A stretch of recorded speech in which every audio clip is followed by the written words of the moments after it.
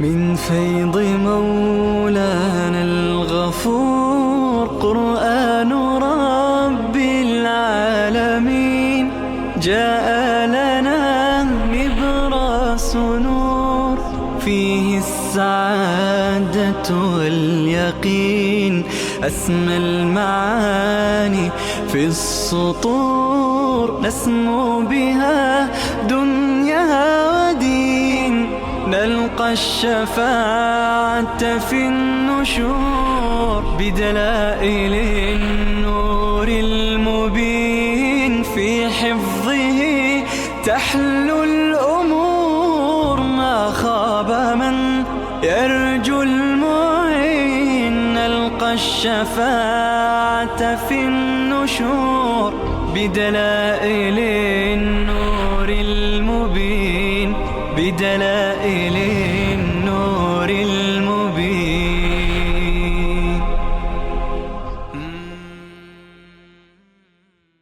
أعوذ بالله من الشيطان الرجيم. بسم الله الرحمن الرحیم.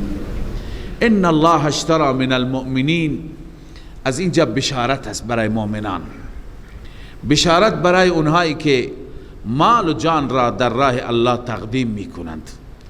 گرچه درباره شأن نزول این آیات نوشتند زمانی که انصار مدینه با رسول الله صلی الله علیه وسلم بیعت کردند، بیعت العقبه، دومین بیعت بود، 12 نفر بودند. رسول اکرم صلی الله علیه و سلم به اونها گفت که اونها گفتن یا رسول الله ما چیکار بکنیم؟ آن حضرت دستور داد که اونها باید با مالشان و جانشان از پیغمبر خدا حمایت کنند. اونها گفتن ما آماده ایم، ما هر نوع حمایتی که بتوانیم از شما دریغ میکنیم. اما آخر یکی پرسید به ما چه میرسد؟ الله تعالی این آیه را نازل فرمود. الله می فرماید ان الله اشترى من المؤمنین. بدون شک الله اشترا می فرماید، خریداری می فرماید از مؤمنان. چی را می خرد؟ انفسهم و اموالهم بان لهم الجنه. جانشان را و مالشان را. دو تا مبیع هست، مبیع اول جان، مبیع دوم مال. یک نکته خدمت شما عرض کنم که وقتی که بحث قربانی مالی آمده، آیات قرآن را نگاه کنید، در همین سوره توبه چند جا آمده، در بعضی جا مال مقدم است، در بعضی جا جان مقدم است، چون اینها برابرند.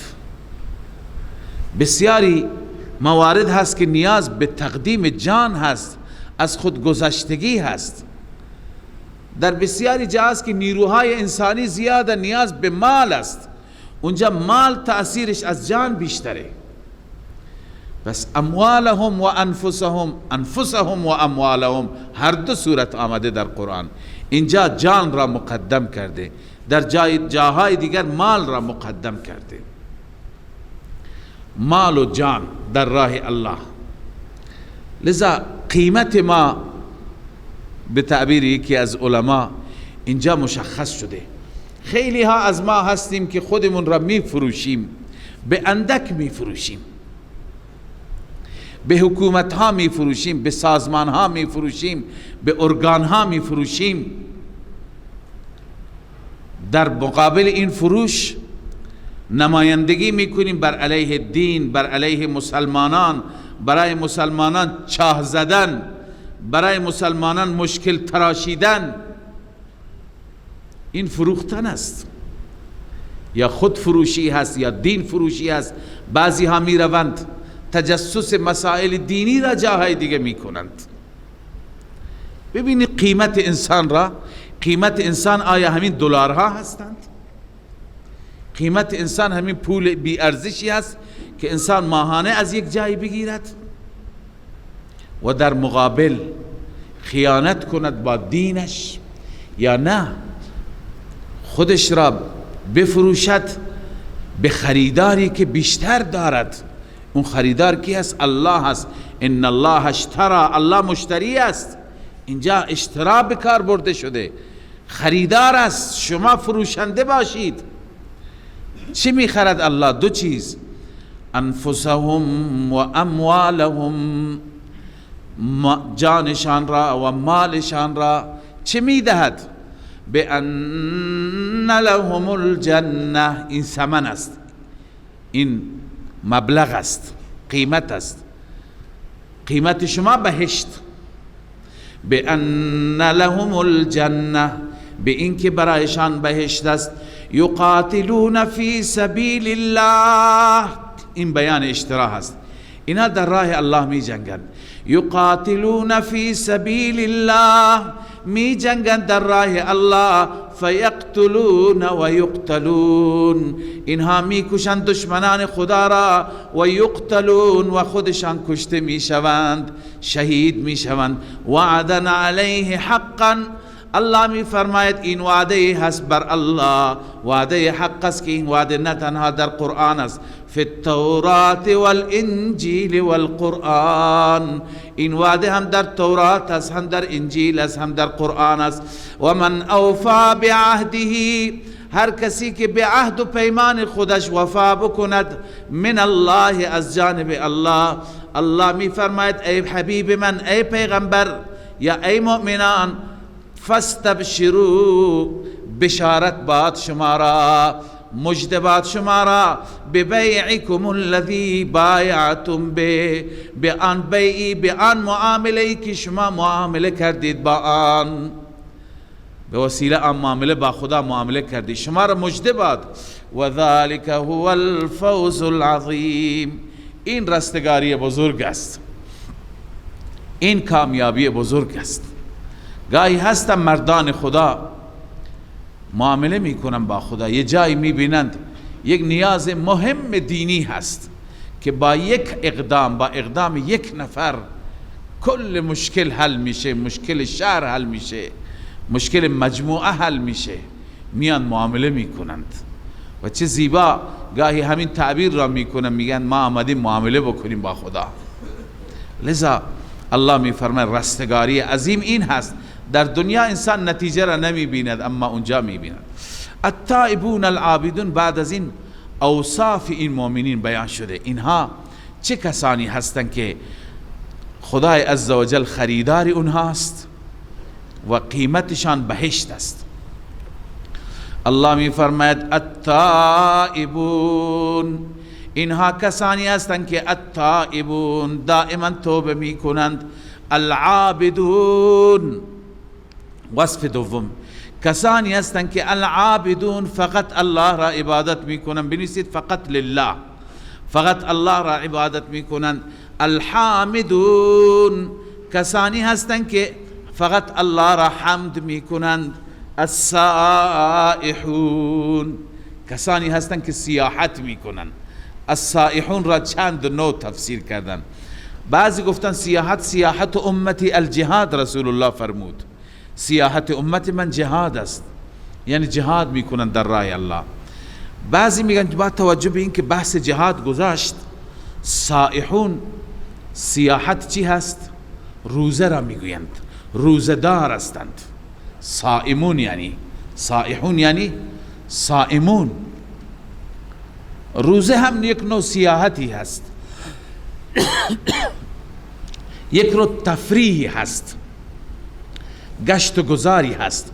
اونهایی که روزه واقعی داشته باشند، از این عالم مادی، از عالم خورد و خوراک، از عالم عیش و نوش، این را ترک می کنند، برای چند ساعت از این عالم خداحافظی می کنند، وارد دنیای دیگه میشند، وارد عالم معنوی میشند، عالم ملکوت میشند. فقط به خاطر الله نمی خورند، نمی نوشند، نه نزدیک زن میرند، نه از بقیه لذات استفاده می کنند و در بحر الله، در یاد الله. این سیاحتی هست. البته این در حق کسانی که از صبح تا اذان ظهر بخوابند صدق نمی کند.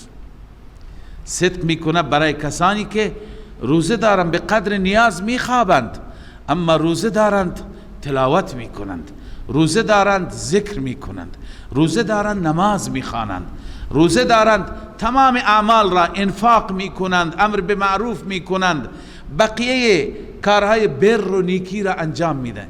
این دیگه چیکار کرده؟ از عالم مادی خارج شده و دارد در عالم ملکوت سیر میکند و پر میزند. لذا از این جهت گفتن روزه هم چی هست؟ سیاحتی هست، اما نه سیاحت مادی بلکه سیاحت معنوی. والله اعلم. الراکعون رکوع کنندگان هستند، الساجدون سجده کنندگان هستند. وصف ششم. هفتم الامرون بالمعروف، آمرون هستند به معروف، مردم را به کارهای نیکی امر می کنند. والناهون عن المنکر. وصف هشتم والناهون عن المنکر، نهی کنندگان هستند از منکر. والحافظون لحدود الله. وصف نهم که در واقع جامع همه هست، آنهایی که حدود الهی را محافظت می کنند، یعنی از دستورات خدا، از احکامات خدا را به جا می آورند. کسانی که دارای این اوصافند. و بشر المؤمنین، ای پیامبر من مژده بده مؤمنان را. مژده به چی؟ بان لهم الجنه. این مؤمنان را مژده بده که بهشت مال اونها است، بهشت در انتظار اونها هست.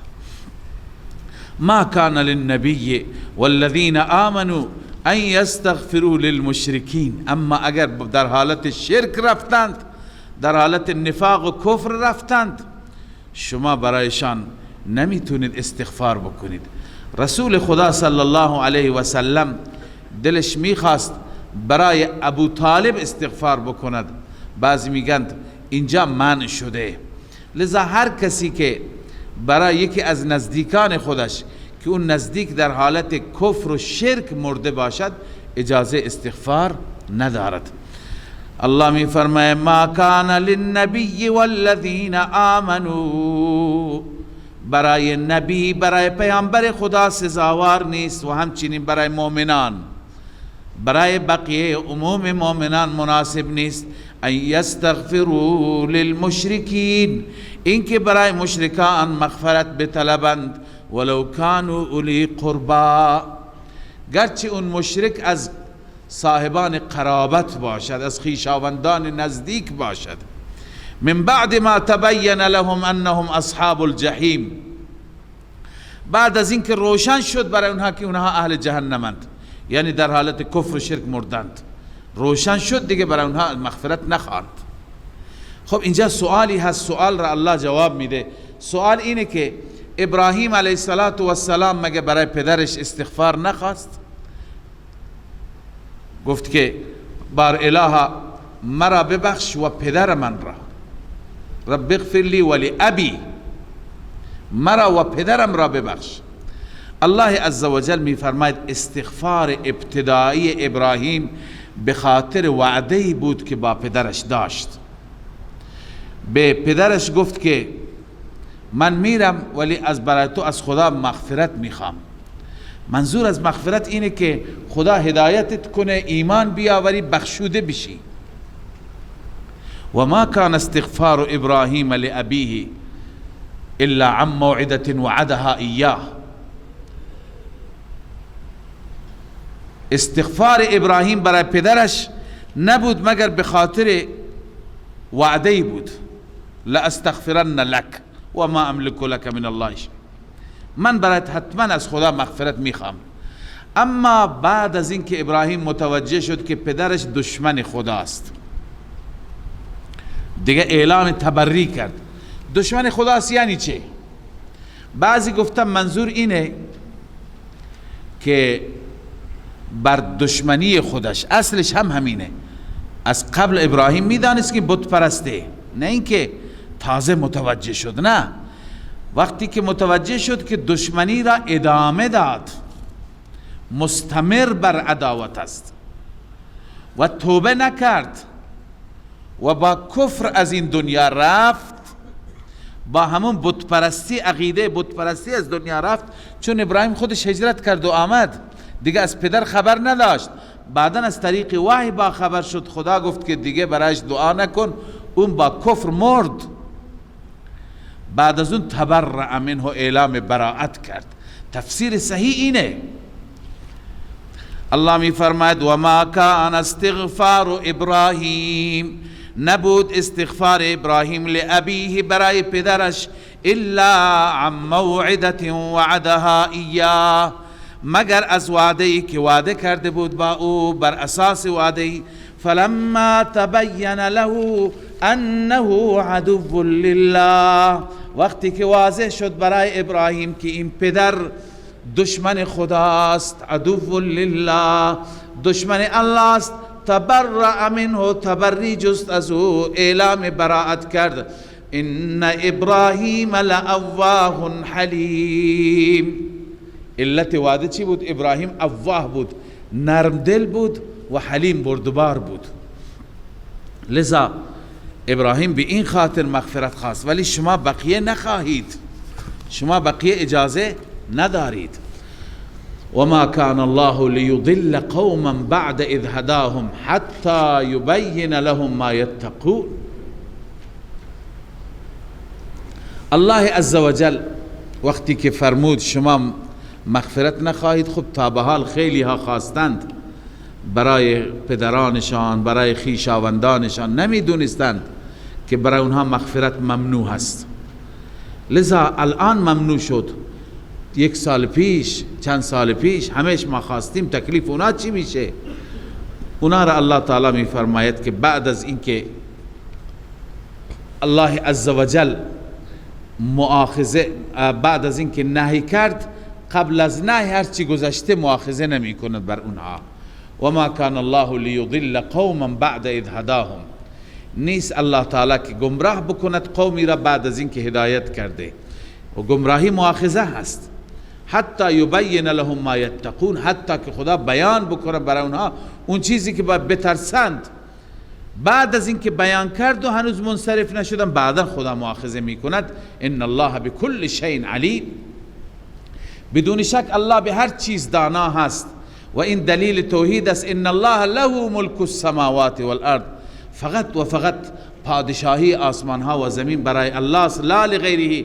یحیی و یمیت، اون ذات است که زنده می کند و می میراند.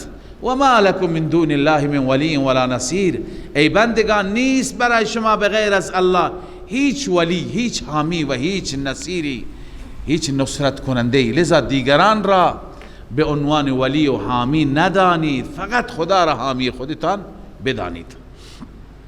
خب لقد تاب الله، از اینجا اعلام چی هست؟ اعلام قبولیت توبه. عرض کردم چند گروه بودند. اولا الله تعالی در رأس اینها قرار میده اون مهاجرینی را و اون انصاری را که در سخت‌ترین شرایط رسول الله را تبعیت کردند، پیروی کردند. الله میفرماید بر اونها رجوع کردم، یعنی اونها را بخشیدم، اینها دیگه از گناه پاک شدند. دوم اونهایی که خودشون را به ستونها بستند، اونها را هم الله به توبه اونها را قبول کرد. سوم بالخصوص اون 3 نفر الله میفرماید، اون 3 نفر را اینجا الله یاد میکند، چون توبه اونها واقعا توبه بود و سخت بود بر اونها. امتحان و آزمایش سختی آمد، حتی که تحریم شدند از طرف زن و فرزند، ولی الله عزوجل آخر اونها را بخشید. این اعلام است. الله می فرماید لقد تاب الله، بدون شک به درستی که الله رجوع کرد، الله توبه قبول کرد. توبه به معنی رجوع هست، بازگشت هست. رجوع ما به معنی توبه کردن است، رجوع الله به معنی پذیرفتن توبه یا بخشیدن.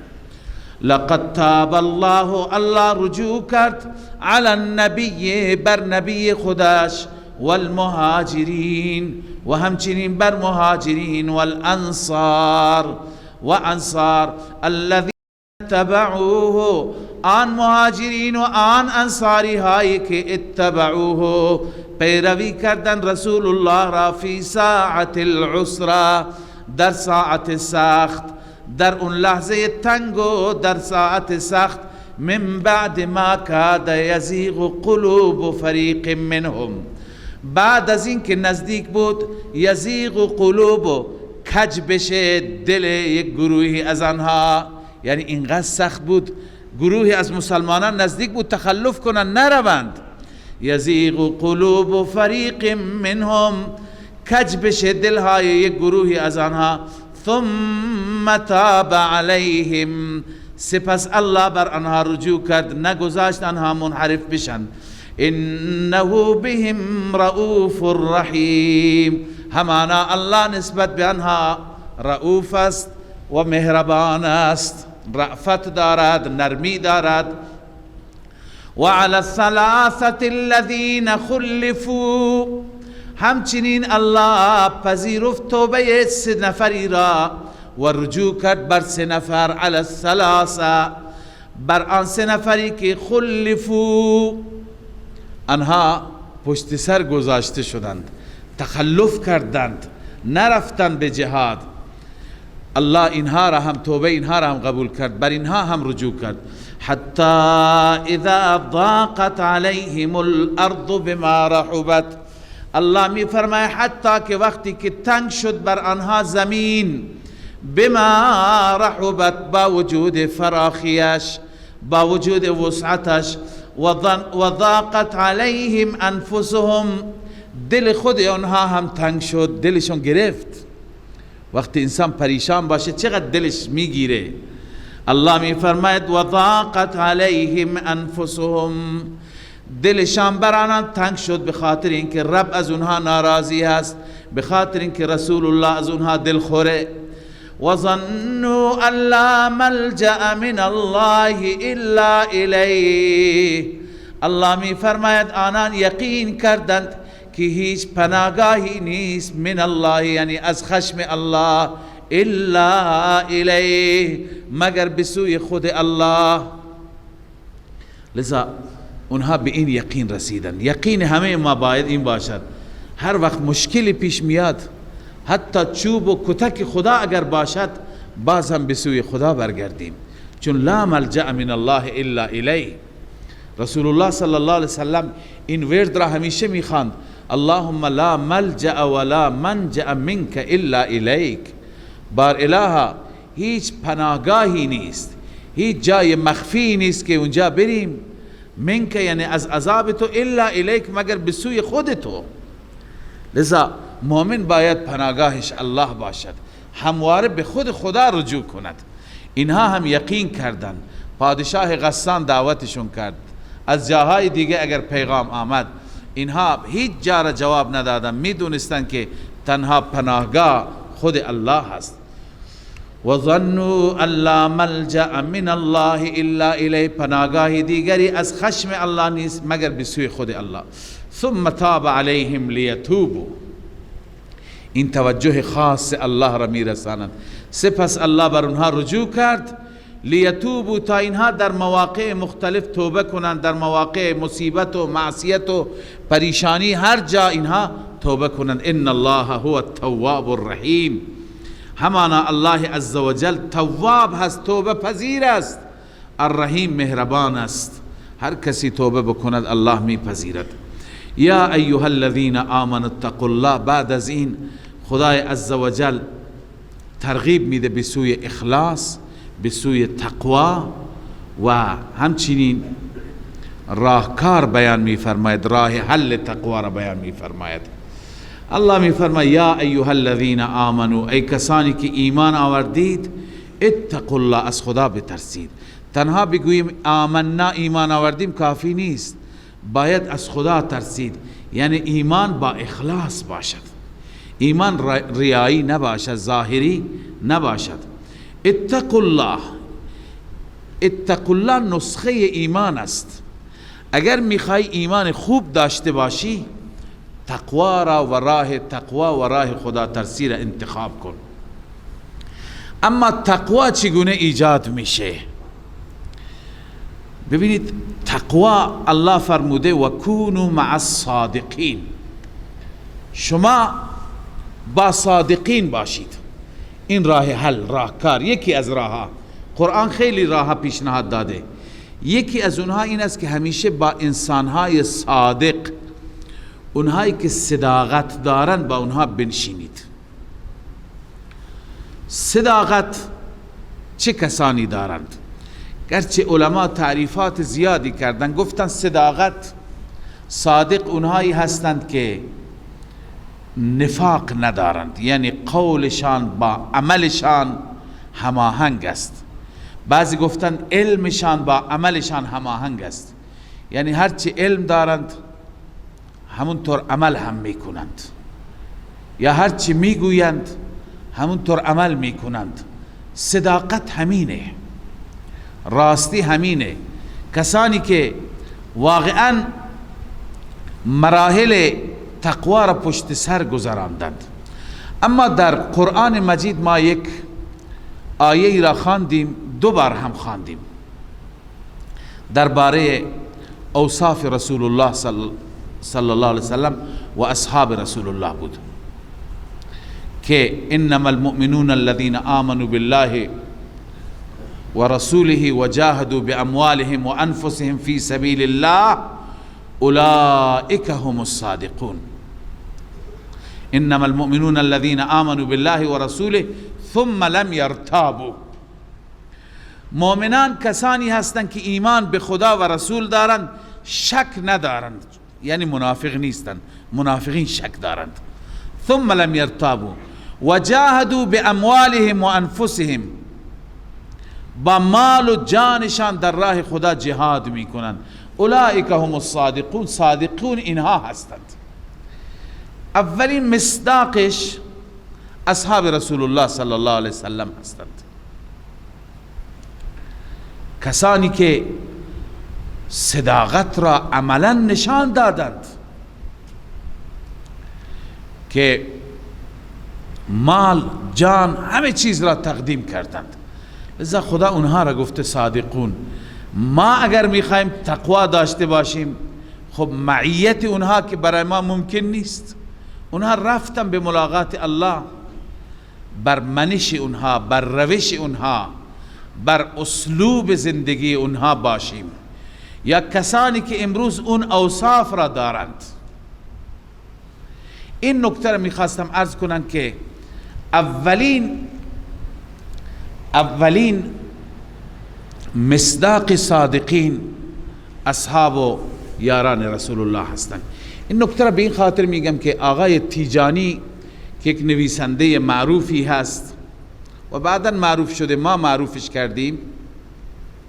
آقای تیجانی یک کتابی نوشته به نام مع الصادقین، در عربی هست، فارسی ترجمه شده همراه با راستگویان. و در این کتابش به زعم خودش و طبق ادعای خودش اول از اهل سنت بوده، بعدم برگشته. با اونش کار نداریم، هر چی بوده او بداند خدایش. اما همش بر علیه اصحاب رسول الله صحبت میکند تو کتابش و مذمت و رد صحابه میکند. از یک طرف مع الصادقین، از یک طرف ضد صادقین. این با هم جور در نمیاد، این تطابق ندارد، همخوانی ندارد. الله عزوجل به اصحاب رسول الله میگه صادقین. اون کسی که میخواد با صادقین همراه باشد باید بر مسلک اونها باشد، بر روش اونها باشد، بر طریق اونها باشد. لذا وکونوا مع الصادقین معنیش اینه. نکته دیگر اصلاحی خدمت شما عرض کنم که امروز ما هم نیاز داریم برای اصلاح خودمون، برای تقوای خودمون با انسانهای صالح و صادق هم نشینی داشته باشیم. میدانید که کمال همنشین در من اثر کرد. هر همنشینی داشته باشه انسان اثر میکند. بعضی افراد از ما هستیم که همنشین های خوبی نداریم، حتی رفت و آمد خانوادگی با افرادی داریم که در اون افراد دین نیست، تقوا به چشم نمیخورد، صداقت نیست، منکرات هست، معاصی هست، رقابت در مادیات هست، تجملات هست. اینها برای ما، برای تربیت فرزندان ما، برای تقوای ما، برای اولاد ما مفید نخواهد بود. و چه بسا بعضی ارتباطات هستند که اثراتشون را مثل سم بر زندگی انسان و بر اولاد انسان میگذارد. یکی دیگر از صورتها و ارتباطات هست که انسان با انسانهای صالح، انسانهای با تقوا، با خدا، با اونها رفت و آمد داشته باشد. اونهایی که وقتی که در مجلسشان بشینی خدا بیادت بیاد، اونهایی که از خدا میگویند و ما را از الله عزوجل میترسونند. لذا با اینها همراه شدن و با اینها در کنار اینها شدن، اینها اثرات خوبی برای انسان، برای تقوا، برای خدا ترسی انسان خواهد داشت. عرض کنم خدمت شما که پس ما در ارتباطات خودمون و تعلقات خودمون و روابط خودمون باید تجدید نظر بکنیم، با چه کسانی رفت و آمد داشته باشیم. اینجا الله عزوجل علنا میگه که اگر میخواهید تقوا داشته باشید، در زندگیتون خدا ترسی بیاد، لذا الگوهایی را انتخاب بکنید که اون الگوها برای شما در زندگی تأثیر گذار باشند. لذا وکونوا مع الصادقین، با صادقان باشید. اونایی که صادقند بنویسید قولا و نیتا و عملا، هم قولشان، هم نیتشان، هم عملشان، که متاسفانه این نوع افراد بسیار اندک هستند. خدا صادقین را در میان ما بیشتر بگرداند. ما کان لأهل المدینة و من حولهم من الاعراب. من یک نکته‌ای که در دلم هست این هم خدمت شما عرض بکنم، اون اینه که بنده اعتقاد دارم و مطالعه اندکی که کردم که کسانی که به شکل جماعت در راه خدا تشکیل میشند و به منظور دعوت و تبلیغ میروند، اینها یکی از مصادیق صادقین هستند. به چه دلیل؟ دلیل اینه که اگر علم کم دارند، بر اساس همون علم عمل میکنه. یاد گرفته که روز 300 بار مثلا فلان اذکار را بخوان، پایبند روش. یاد گرفته که تهجد اینقدر فضیلت داره، پایبنده بر اون. یاد گرفته که فلان ذکر، فلان ورد، فلان نماز، فلان دعا، هر چی که یاد گرفته، اندک یاد گرفته، عمل میکند.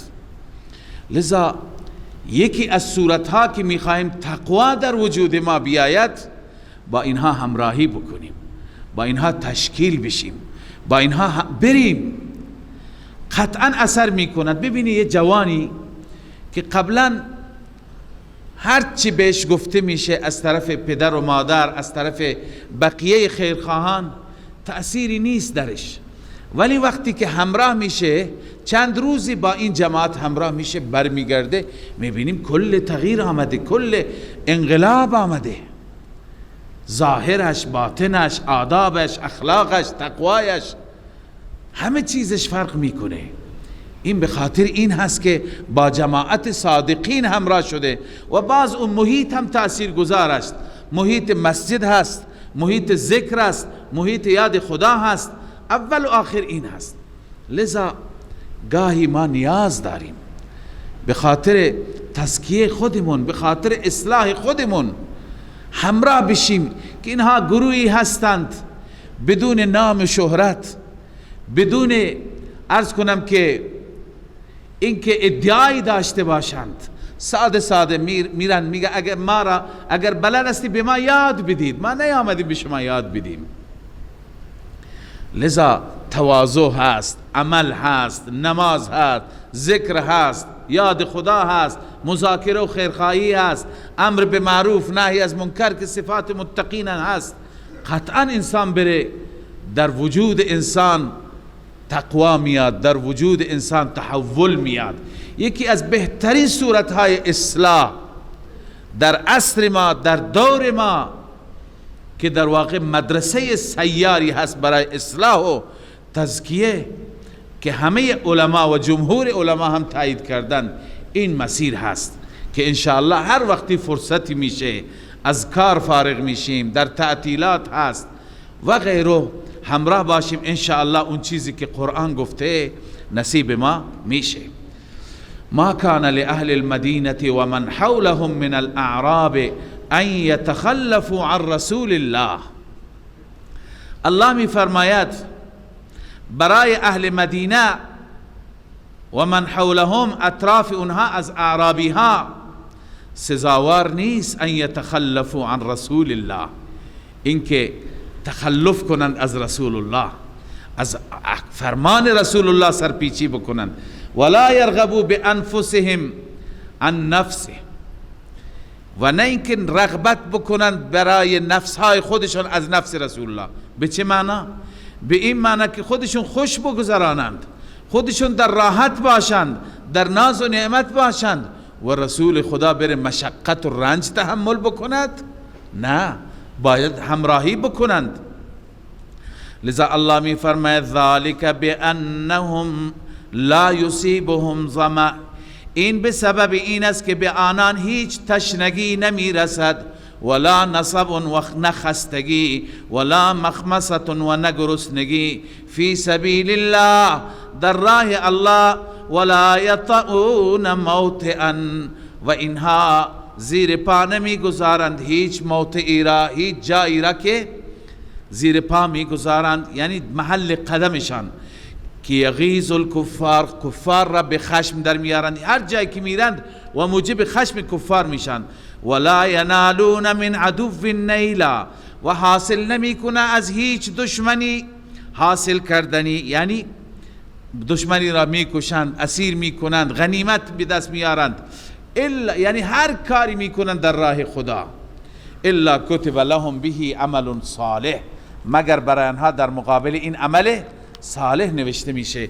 ان الله لا یضیع اجر المحسنین، الله عزوجل پاداش چنین نیکوکاران و مخلصین را ضایع نمیگرداند. ولا ينفقون، همین افراد چرا با رسول الله معیت بشه، چرا در همه سختی ها در کنار رسول الله، چون که ولا ينفقون نفقة صغیرة ولا کبیرة، خرج نمی کنند خرج اندکی یا خرج بزرگی، ولا یقطعون وادیا، و هیچ وادی را نمی پیمایند، الا کتب لهم، مگر برایشون نوشته میشه. هر کاری در راه خدا انسان می کند، حتی که در حدیث شریف می آید که انسان که بر اسبی سوار هست و اسب پس افگنده می اندازد، پشکلی می اندازد، هم برای این انسان اجر نوشته میشه. اسب علفی میخورد، به همون اندازه برای این انسان نوشته میشه. آبی میخورد، برای انسان همون اندازه نیکی نوشته میشه. هر چه اتفاق میافتد در این راه برایش نوشته میشه. الا کتب لهم لیجزیهم الله احسن ما كانوا یعملون، عاقبت و نتیجه میشه که الله جزا میده. احسن ما كانوا یعملون، بهترین آنچه که عمل کردن، بهترین جزا را بهشون الله میده. و ما کان المؤمنون لینفروا کافه، الله عزوجل در بحث جهاد میفرماید که همه نروند، یک بخشی بشیند و علم دین حاصل کند، تفقه فی الدین حاصل کنند. اینها در محضر رسول الله صلی الله علیه وسلم، چون جهاد هم با علم حاصل میشه، با علم جهاد میشه، لذا اول باید علم باشد. بنابراین میفرماید و ما کان المؤمنون لینفروا کافه، نیستن مؤمنان تا که کامل بروند، نه. فلولا نفر من کل فرقه منهم طائفه، چرا نمی رود گروهی از اینها، از هر گروهی، از هر فرقه یک گروهی، یک دسته، لیتفقهوا فی الدین، تا که در دین علم حاصل کند، فهم حاصل کند. فقه یعنی فهم دین. و اینها ولینذروا قومهم، قوم خودشان را بترسانند وقتی که رفتن به سوی آنها، لعلهم یحذرون، شاید اونها بترسند. این فضیلت اهل علم و طالب علم هست که حتی در زمان جهاد اینها بشینند علم دین و علم جهاد بیاموزند. معنیش این نیست که اگر جهاد فرض بود اینها از جهاد معافند. اصحاب صفه در محضر رسول الله صلی الله علیه وسلم نشسته بودند، علم می آموختند، اما وقتا فوقتا بعضی از اونها هم تشکیل می شدند، به جهاد می رفتند. پس اینها همیشه در جبهه ها نباشند، اینجا پشت جبهه باشند، در سنگر باشند و علم بیاموزند، بر اساس نیاز و ضرورت هم بروند. و در پایان سوره الله عزوجل بازم اعلام قتال و اعلام جنگ می فرماید با کفار و در آخر صفات منافقین را که فقط به ترجمه اکتفا می کنیم. الله می فرماید یا ایها الذین آمنوا قاتلوا الذین یلونکم من الکفار، ای مؤمنان، ای کسانی که ایمان آوردید بجنگید با کسانی که یلونکم من الکفار، کفاری که نزدیک شما هستند، متصل با شما هستند. ولیجدوا فیکم غلظه، باید در شما درشتی ببینن، سختی ببینن. واعلموا ان الله مع المتقین، بدانید که همانا الله با متقیان هست، متقین عن الشرک. خب کفار، یکی از مصادیق کفار منافقین هستند که همواره مسخره میکنند. من عرض کردم بعضی از منافقین که خارج مدینه بودند با اونها هم اعلام جهاد بود.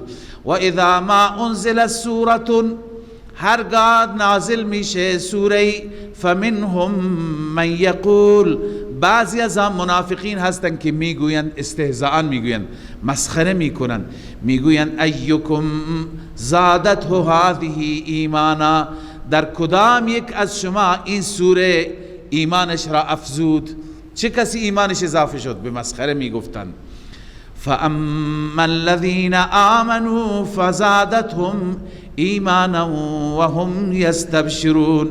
الله جواب میده، هم جواب خداست به منافقان، هم بشارت برای مؤمنان. الله میفرمه برای شما که ایمانتون اضافه نشده، مخلصین من، بندگان مخلص من ایمانشون اضافه شده. فاما الذین آمنوا، اما کسانی که ایمان آوردند، فزادتهم ایمانا، ایمانشان را می افزاید آیات خدا، قرآن خدا. و هم یستبشرون، آنها خوشحال می شوند، اونها خوشحال می شوند وقتی که آیات الهی را می بینند، دلشون خرسند میشه. و اما الذین فی قلوبهم، اما کسانی مثل شما منافقین که در دلشان مرض باشد، فزادتهم رجسا الی رجسهم، آیه در اونها می افزاید رجسا الی رجسهم، یعنی کفر جدیدی، شرک جدیدی، نجاست جدیدی، الی رجسهم، به اون نجاست و کفر قدیمیشون، یعنی کفرشون اضافه میشه. قبلا مثلا 500 آیه نازل شده بود، کافر به 500 آیه شد بود، الان 100 تا دیگه نازل شد کافر به 600 آیه. پس نجاست و کفرش چی میشه؟ بیشتر میشه. و ماتوا و هم کافرون، اینها میمیرن در حالی که کافر هستند. و نکته دیگه که الله عزوجل ذکر میفرماید، گرچه برای منافقین هست اما تذکری برای همه ما هست.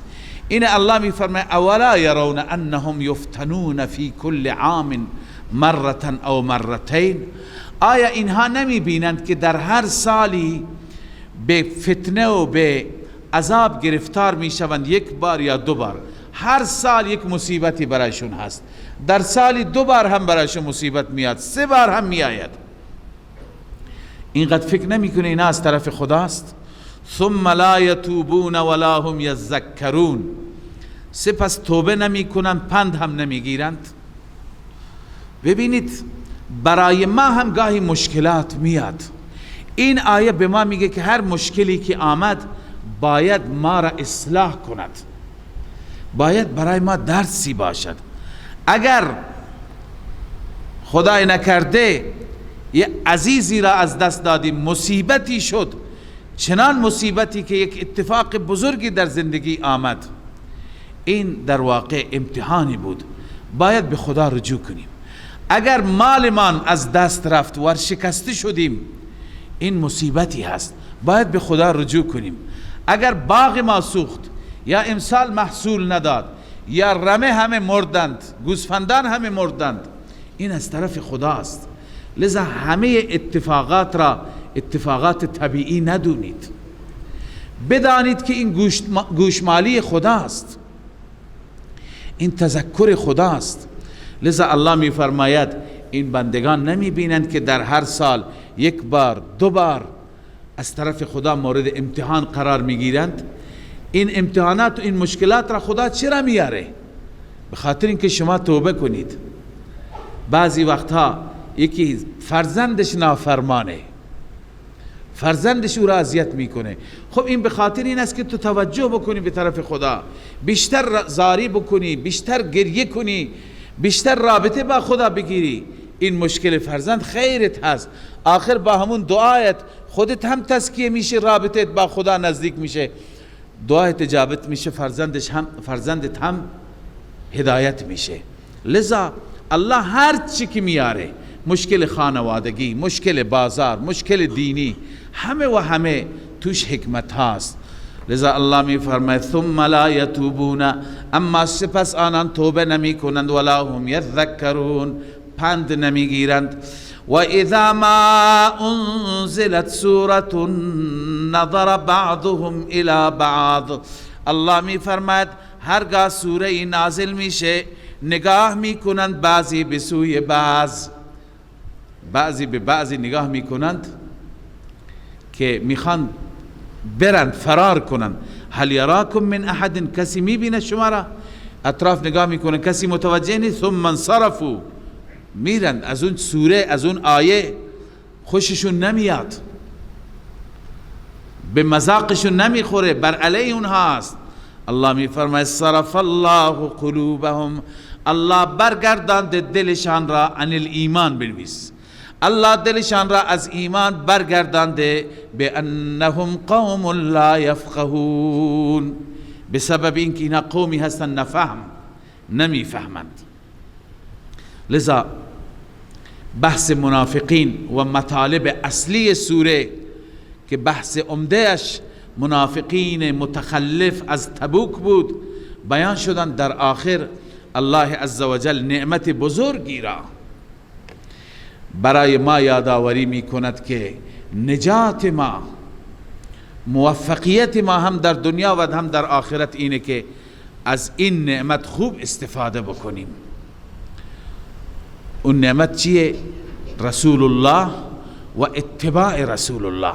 پس اینجا ترغیب به اتباع رسول الله هست و چه اوصافی الله برای این رسول محبوب بیان فرموده که از اینجا معلوم میشه این پیغمبر خدا چقدر خیرخواه ماست، چقدر شفقت داره، چقدر دلش بر ما میسوخت و تا آخرین لحظات ندایش و فریادش و زمزمش امت و امت بود. و از احادیث معلوم میشه که در قیامت همش پیغمبر مواظبت میکنه تا از امتش دفاع بکنه. یک گروه را میبرند فورا میگه اینا امت من هستند، میگه نه تو نمیدانستی اینها بعد از تو چه کردن. لذا همش در صدد شفاعت، در صدد سفارش، میگه بر حوض ایستادم که اونجا شما را آب بدم. حتی الامکان نمیگذاره که این امت به سوی پرتگاه بره. لذا این رسول سزاوار صلات و سلام هزاران بار در روز هست که ما به طرفش و برایش بفرستیم. الله می فرماید لقد جاءکم رسول من انفسکم، همانا آمده پیش شما رسول جلیل القدر و عظیمی، من انفسکم از خود شما، عزیز علیه ما عنتم، الله می فرماید که سخت هست بر او، ما عنتم آن چیزی که شما را در مشقت می اندازد، هر چیزی که باعث تکلیف و رنج شما باشد بر رسول الله سخت میشه. حریص علیکم، حریص است بر شما، یعنی بر هدایت شما. این رسول دلش میخواد شما هدایت بشید، حتی بر کفار حریص بود و الله عزوجل چندین جا تذکر داد شما کارت را این علیک الا البلاغ، بر تو بلاغ هست، پیام خدا را برسان. فلعلک باخع نفسک الا یکونوا مؤمنین. مطلب آیه این است که تو خودت را کشتی از اینکه ایمان نمی آورند. چرا اینقدر غم میخوری؟ چرا اینقدر جوش میزنی؟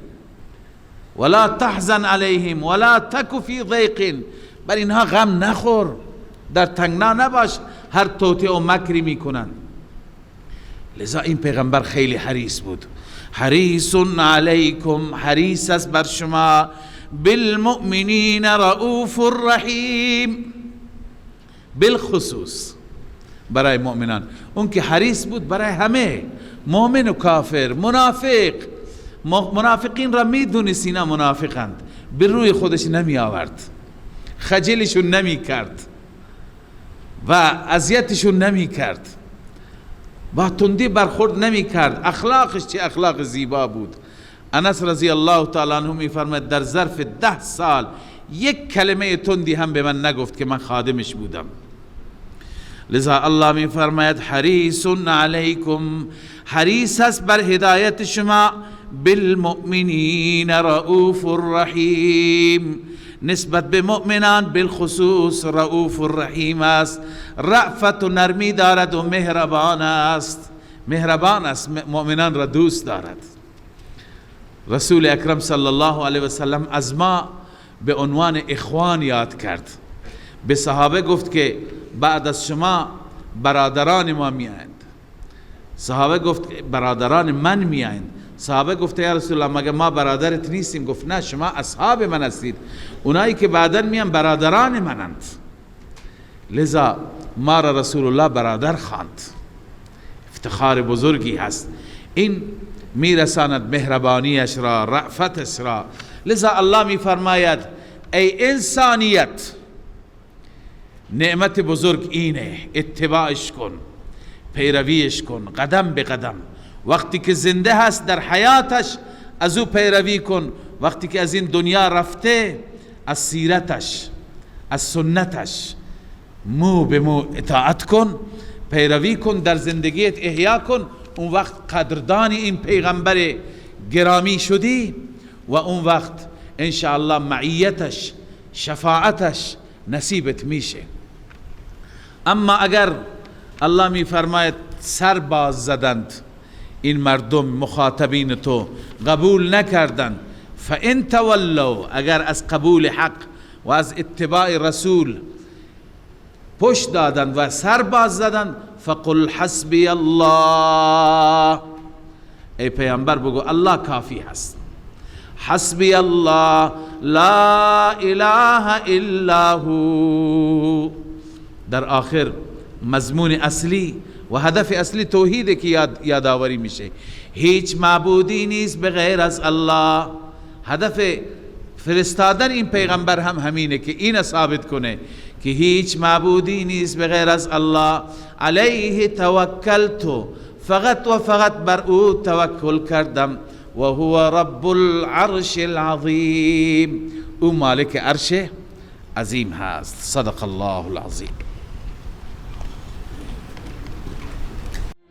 من فيض مولانا الغفور قرآن رب العالمين، جاء لنا نبراس نور فيه السعادة واليقين، أسمى المعاني في السطور، نسمو بها دنيا ودين، نلقى الشفاعة في النشور بدلائل النور المبين، في حفظه تحلو الأمور، ما خاب من يرجو المعين، نلقى الشفاعة في النشور بدلائل